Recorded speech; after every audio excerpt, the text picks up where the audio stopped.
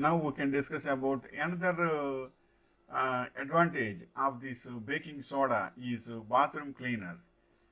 Bathroom cleaning is a challenging task that we are all familiar with. When you have bathtub markings that won't go away, it can be really aggravating despite the fact that there are a range of items available.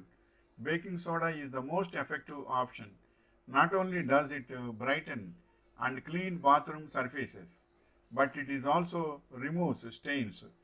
The product can be used on anything from bathroom tiles to toilet bowls.